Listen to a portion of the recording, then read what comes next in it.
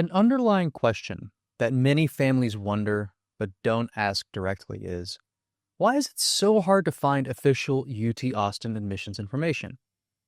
Just the other day, I messaged UT's Research and Data Office requesting admitted and application statistics for computer science, but they declined. They said that information isn't available to the public, and they also didn't respond when I asked why. UT Austin is less transparent than its peer universities, such as the University of Michigan or North Carolina Chapel Hill.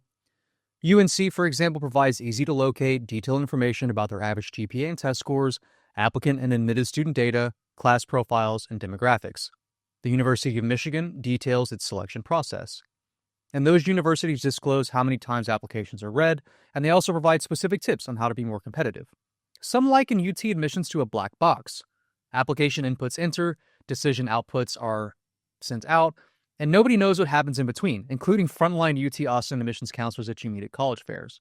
And I'm inclined to agree, UT does seem like a black box. You submit your application, and you wait for weeks and months, and then you receive a decision, typically at the end of January, sometimes much earlier, maybe later. And when I served in admissions, they imposed clear guidelines on what us frontline counselors could and couldn't discuss. We provided the minimum amount of information. Parents, students, and counselors often said that my advice as a counselor was vague, and they were correct. But I was merely following orders from a university constrained by politics, bureaucracy, and concerns for developing and maintaining their brand and image. UT Austin doesn't value transparency because they know that students will apply in record numbers and that they'll continue enrolling classes that are stronger than the previous year. They're more concerned about poaching applicants that might choose to enroll at their peer universities. I deep dive similar developments nationwide in my second book, Surviving the College Admissions Madness, in a chapter regarding questionable enrollment and recruitment practices. But in this video, I want to address and correct 23 misconceptions about UT Austin's admissions process and also common mistakes that applicants make. First, completing your application early may not give you an advantage. I dedicate an entire video to this, but the summary is that applying early probably doesn't help your chances. For fall 2025, UT implemented a formal early action deadline of October 15th, but it didn't seem to make any difference because they deferred almost every applicant on January 15th, irrespective of whether they applied on October 15th or the Decision 1 regular admissions deadline. Many RD applicants also gained admission on January 15th. It was also the case in previous cycles that when UT used a priority deadline, there didn't seem to be much or any benefit to applying early or even correlating it with when you received your admissions decision. Next. What if I was born outside Texas, but I've lived here for a long time? Can I qualify as an in-state student for residency or tuition purposes? The state of Texas accommodates students born outside of the state or country, yet reside in Texas full-time. Regardless of your citizenship status, if you've lived in Texas for more than 36 consecutive months and intend to graduate from a Texas high school, you should qualify as an in-state student for admissions and financial aid. You could be eligible for in-state tuition and need-based financial aid awarded by the state. When you complete your Apply Texas or Common application, you should not fill out the International Student application. That's only for students who reside full-time outside of the United States. You will also complete the Residency Core Questions, which is directly in the Common app. And if you have any questions, you can contact the Graduate and International Admissions Center, GIAC, if you have any doubts about your residency status, or if there's any issues with your residency classification after you've submitted out your application. Sometimes there can be some weird things that happen where students who are in-state get classified as out-of-state or international. Third, UT will not consider your fall semester senior year grades. They are also unlikely to consider them in the case of a waitlist or an appeal. Your class rank on the transcript submitted by the deadline is what will be considered. So your rank might change a little bit at the start of your senior year, depending on the number of students that leave or enroll at your school. If your senior grades push your rank into the top 5%, this does not qualify you for automatic admission. That also means the rigor of your senior year schedule isn't too important. If you want a STEM major, it's important to take calculus at some point, and it's also okay to have a little bit more chill of a senior year with on-level electives or an off period. Fourth, does it matter if I apply to psychology versus French in the College of Liberal Arts, or biology versus physics in the College of Natural Sciences? In some instances, yes, the specific major you choose influences your admissions chances. Majors in fine arts, all of the majors in engineering, but specifically computer science and neuroscience and natural sciences and economics, psychology, environmental sciences are compared against the major level and against one another. However, for the most part, admissions decisions are made at the college and school level, meaning that all Moody or all Macombs applicants are compared against one another. Admissions does not make distinctions based on your major choice, but on the college or school that you select. What matters is that you select the College of Liberal Arts and not French versus history or biology versus chemistry. Next. Do you have below average test scores? Apply anyways. I see a lot of students discouraged that their test score is below average from the typical admitted student. So if you're within that 75 to 25% range of the typical admitted student for UT or at other universities, you should consider applying. Admitted students to UT score between a 28 and a 33 on the ACT with the average around a 29. But average means that 50% of all admitted students score a 29 or lower, and it also is the case that the top quarter of admitted students score a 33 or 1500 on the SAT or higher. If your top priority is to enroll at UT by any means necessary, and your academics are a little bit lower than average, consider applying to slightly less selective non-STEM majors like communications, liberal arts, education, or social work. Moving on. Top 5% does not guarantee your first choice major. Many years ago, UT guaranteed admissions even to competitive majors like business if you were, say, in the top 3 or 4% of your class. But since at least 2011, this hasn't been the case. Still, if nowadays you're in the top 5% and you want liberal arts, communications, education, or social work, you are guaranteed admission regardless of your SAT, resume, or essays. However, honors programs and STEM and business majors are still highly competitive and never guaranteed for anybody. 7th, UT Austin does not superscore, and they now require the SAT. Many universities will take the highest math subscore from one date and the reading test from another and create a superscore. Instead, UT will take the single best testing date that will most help your admissions chances. That means there's no disadvantage to sending in all of your scores, so don't spend time debating which ones to send when your time is better spent improving your resume or essays. You also cannot update your test scores if you apply by the October 15th early action deadline. So if you intend to take the SAT in October, November, or maybe even December of your senior year, consider applying by that December 1st deadline to ensure that your new scores are considered. Also, UT went test optional during COVID, but then they began requiring it again for fall 2025 applicants. Finally, UT doesn't consider the PSAT or offer any scholarships for National Merit semifinalists or finalists or any guaranteed scholarships based on your test score. Next, UT Austin does not consider the type or competitiveness of the high school that you attend. I hear students and sometimes parents say, my school is the number 1 in the district or top 50 in the country, but UT doesn't care. They only look at your class rank or your GPA compared to the others in your class in the case of non-ranking schools. Except for students from underserved urban or rural communities where few of their peers attend college, reviewers aren't concerned with how academically successful your peers are. On the other hand, UT overwhelmingly enrolls students who come from the suburbs, attend private schools, and have parents with advanced degrees. Students in these high-resource environments have access to many more opportunities, and they also tend to have stronger resumes. So although attending a highly competitive school accompanies access to more opportunities in higher classes, that also comes with a higher level of competition. Consider that there's around 100 schools that are responsible for half of enrolling UT Austin students. And so that also means your competitive public or private high school is one among dozens. Admissions also doesn't care whether it's a top 10 Texas high school or if it's public or private or charter. Since state law constrains UT policies, and the university must balance its obligations to all Texas residents, it wouldn't be equitable to give preference to students who attend already resource-rich high schools. But they do take into account adversity at urban or rural schools with fewer resources, which are reasons that I cover in a really long chapter in my first book, Your Ticket to the 40 Acres. Moreover, and this might be some tough love for some people out there, if you're in the second quarter of a competitive high school, why do you think that you deserve a seat at the top university in Texas along the best students from the state? UT wants students who excel in the environments that they're already in. Your rank is a more reliable predictor of who will succeed on campus.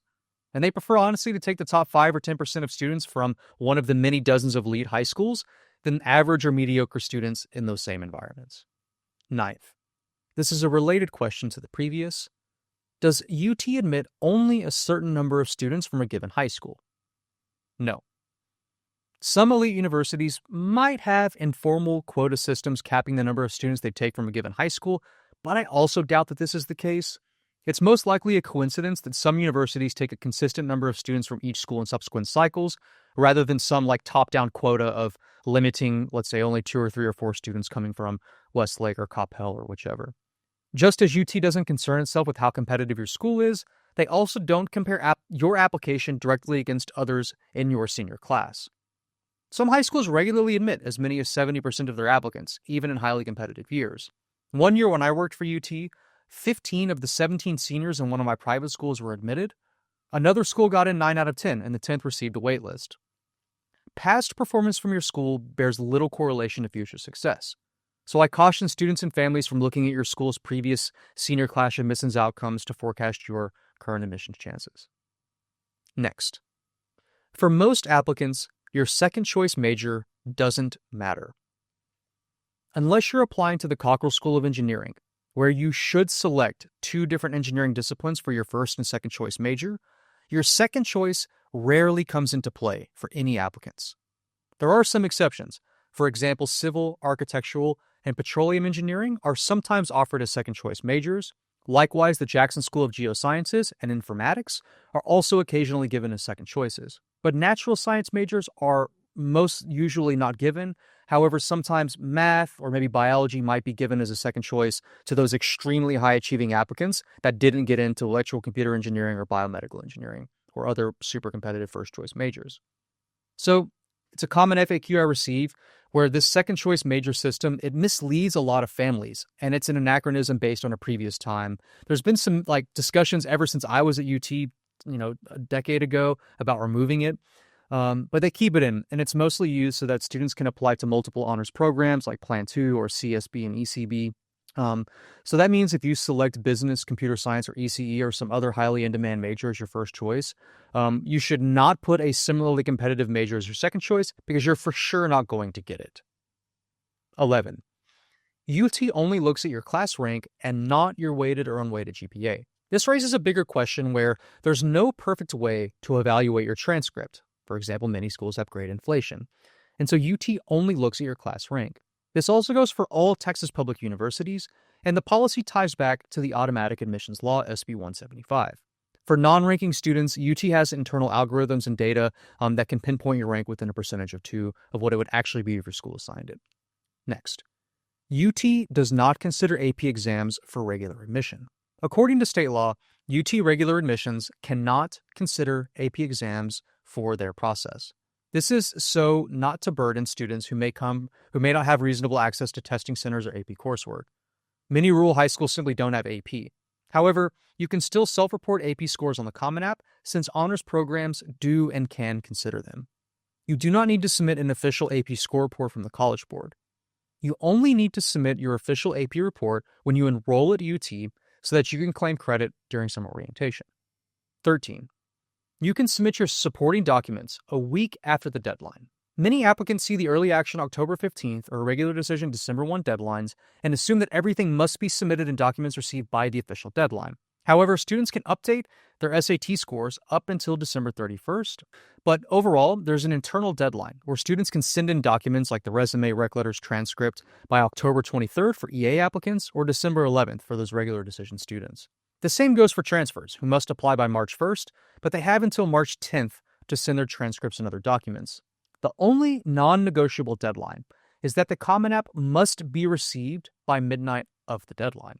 Still, don't wait until the last minute to apply because there are always long delays with document processing or giving your UTE ID, and in that last week and in the week after the deadline, it's going to be almost impossible to call UT Austin admissions in order to troubleshoot any issues that you'll inevitably confront. Next. Some students might find out their decision early, but almost everyone hears back at the same time, starting in late January or sometime in February.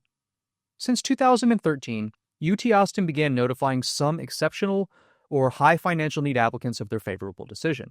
But in recent years, or in years before COVID, more than half of all admitted students heard back in December or January. But there often wasn't any rhyme or reason why some heard back early and others didn't. This changed during the fall of 2025 when UT barely admitted anyone early, and they deferred around 95% of all of their applicants on January 15th. Then, almost all applicants were either admitted or denied on February 7th. Honors decisions rolled out throughout February until March 1st, but that means that not hearing back early doesn't mean that you're denied. That's a FAQ I receive all the time in January. Number 15. Applying for honors does not affect your regular admissions chances. For the most part, regular and honors admissions processes are separate. Each honors program evaluates its applicants, but students sometimes think that if they apply to honors, it somehow disqualifies them or maybe helps their chances for regular admission. And I'm not sure where this belief comes from and why it persists, but it just isn't grounded in reality. If you want to apply for honors, despite the high level of competition, give it a try. It only costs the time it requires to complete the honors essay and application. However, most UT honors programs, especially for STEM majors, are extraordinarily competitive, with similar admissions rate and student profiles of the most selective universities like Stanford, MIT, and Princeton. Next, there is no magic admissions formula. There's no combination of rank and test scores that will guarantee admission or scholarships. All competitive applicants will have strong academics, and most decisions come down to the review score assigned by the Office of Admissions. Since you never know your own review scores or the scores of everyone else competing for your first choice major, college, or school, you cannot divine your chances or determine why some people get in and others don't. Next, UT does not consider demonstrated interest. Some universities give admissions preferences to students who visit their campus, attend information sessions and recruiting events, or sign up for mailing lists. UT does record this information in its recording software Slate, or whichever CRM tool that they use nowadays, but they do not assign preferential treatment when reviewing applicants.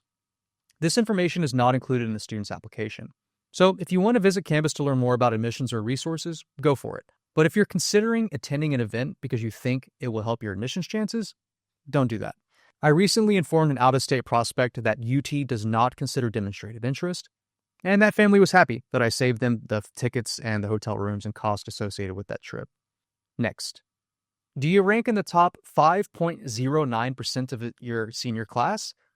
That guarantees admission. That's right. If you're on the border, you're in. But if you're top 5.1% or higher, you will not qualify for automatic admission. So if you really are on that border, on that 10th or 100th percentage point, I would recommend that you contact your assigned admissions counselor after you apply and also double check and confirm that you qualify for automatic admission. You can also talk with your registrar or counseling office at your high school just to double check this, because the senior year classes sometimes will move with a few students enrolling or leaving, and that can really influence that borderline between who is in and who's out. 19. Out-of-state admissions is substantially more competitive than for Texas residents. For fall 2025, UT received a record number of out-of-state applications, and the admissions rate was around 5%. One reason for this is that 90% of enrolling students must be Texas residents. But in general, flagship public universities like Michigan, the University of California system, Washington and Seattle, UNC, UVA, and other of these more competitive schools are always going to be more competitive for out-of-state students, because public universities receive some of their budget from taxpayers, so their first obligation is to their residents. Next, trust the essay process. I see this especially with outstanding academic students. They assume that UT is a safety, and then they submit last-minute, error-ridden, cliched essays. I recommend taking the editing process seriously, work through a few drafts with one or two trusted editors, and argue convincingly why you deserve a spot in your UT first choice major. Many applicants fail to address any of their resume experiences because they misunderstand that the essays must for some reason be entirely separate or unrelated to the resume. Instead, the essays provide an opportunity to contextualize how and why you've committed yourself to your varied experiences. Discussing why you're a good fit for your first choice major is impossible without developing some of your resume experiences. Next, UT doesn't give preference to AP, IB, dual credit, or that distinguished achievement graduation plan. Younger students often ask which UT prefers. Do they like AP or IB? But truly, it doesn't matter. Universities just want to see that you're taking the most rigorous courses and that you're performing well in them. The only time curriculum may come into play is if you're applying for a STEM major, but you're not taking AP Calculus or Advanced Sciences. And so, not taking certain courses might be a red flag for your reviewer. Pursuing dual credit might affect your rank depending on how your score awards bonus points or not, and if they weighted the same or different from AP or IB, but there's still not a preference given on the admissions side. 22. Build a relationship with your assigned admissions representative. Although UT admissions counselors don't review their assigned territory, having an ally on the inside never hurts, even if they don't consider demonstrated interest. For example, my former territory at UT had over 3,000 applicants each year, but fewer than 30 of them would regularly contact me. I even personally invited some of them to recruiting events, or I recommended them for scholarships. At UT, it's less important, but it's smaller, private, or these out-of-state universities, these connections with admissions professionals can be invaluable. Finally, consult information only from trusted sources. Be suspicious of information on social media. Anytime a sentence begins with, "My friend's mom told me that," or "I read on College Confidential," or "Is this thing I saw on TikTok true?" you should probably be suspicious. It isn't just that people purposefully mislead. It's just that there are many half-truths and speculations out there that often miss the point or are simply inaccurate. If you ever have a question about admissions to UT or elsewhere, research it from varied sources or ask the Office of Admissions or your assigned admissions counselor directly. Nevertheless, channels and blogs like mine are popular because official university representatives are constrained by formal communications policies that restrict what they can or cannot share. Frontline counselors also may not actually know much about their university's admissions process at all. I hope you've enjoyed this video, identifying myths and misconceptions and mistakes that students make in the UT and college admissions process. The best way to reach me for assistance on your college applications is to email me directly at kevin@texadmissions.com or complete the questionnaire in the information section of this video for a free email admissions consultation. Thanks, and I hope you have a great day.